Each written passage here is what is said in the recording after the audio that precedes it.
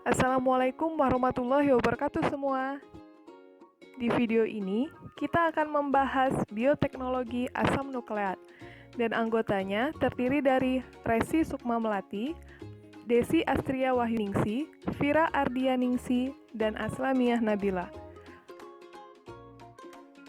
Pada akhir tahun 1800-an, para ilmuwan mulai melakukan penelitian untuk mengetahui isi inti sel atau nukleus. Lalu ditemukan suatu molekul yang belum pernah dilihat sebelumnya. Mereka menamakan molekul ini asam nukleat atau nucleic acid. Walaupun belakangan diketahui bahwa asam nukleat bisa juga ditemukan di luar inti sel, dan juga diketahui asam nukleat terdiri dari dua jenis, yaitu deoksiribonucleic acid atau disebut DNA dan ribonucleic acid atau disebut RNA.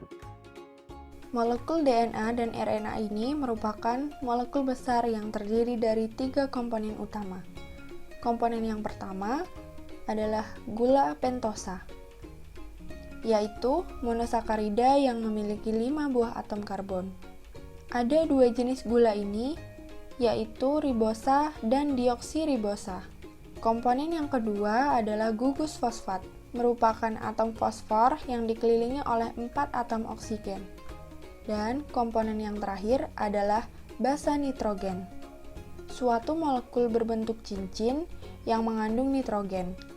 Ada 2 kelompok basa nitrogen, yaitu kelompok purin yang memiliki 2 cincin dan kelompok pirimidin yang memiliki sebuah cincin. Kelompok purin terdiri dari adenin dan guanin, sedangkan pirimidin terdiri atas sitosin, timin, dan urasil. Kelima basa nitrogen ini masing-masing disimbolkan dengan huruf A, G, C, T, dan U. Sekarang, bila kita mengambil masing-masing satu molekul dan menggabungkannya, maka akan terbentuk suatu molekul yang lebih besar yang bernama nukleotida. Sejumlah besar nukleotida dapat bergabung membentuk susunan molekul panjang yang disebut asam nukleat.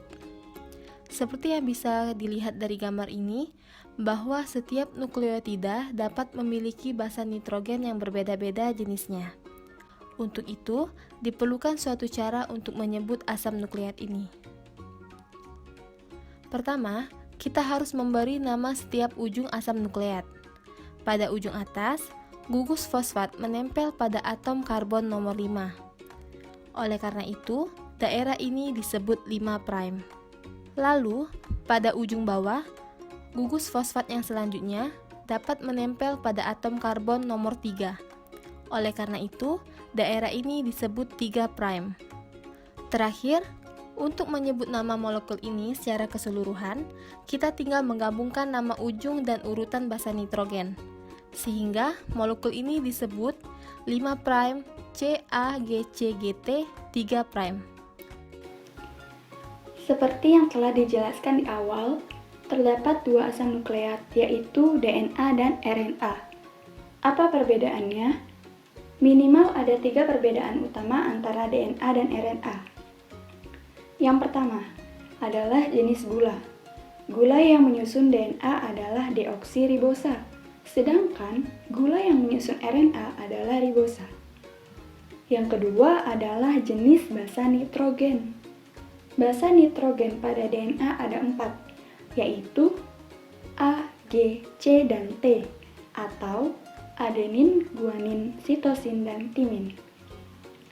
Sedangkan pada RNA tidak ditemukannya basa nitrogen timin. Timin digantikan oleh urasil, sehingga pada RNA jenis basa nitrogennya adalah A, G, C, dan U, atau adenin, guanin, sitosin, dan urasil.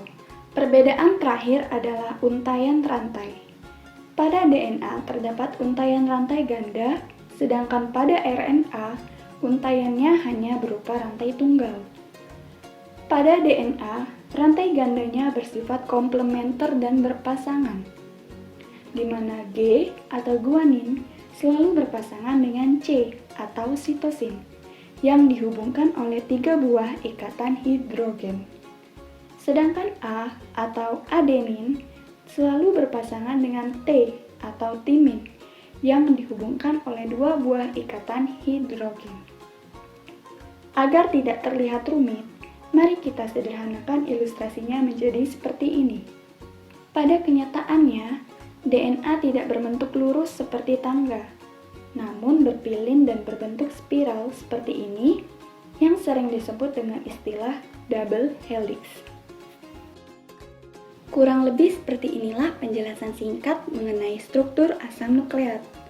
Kami dari kelompok 2 meminta maaf apabila terdapat salah kata dalam penyampaian di video ini. Terima kasih telah menonton, semoga bermanfaat untuk kita semua.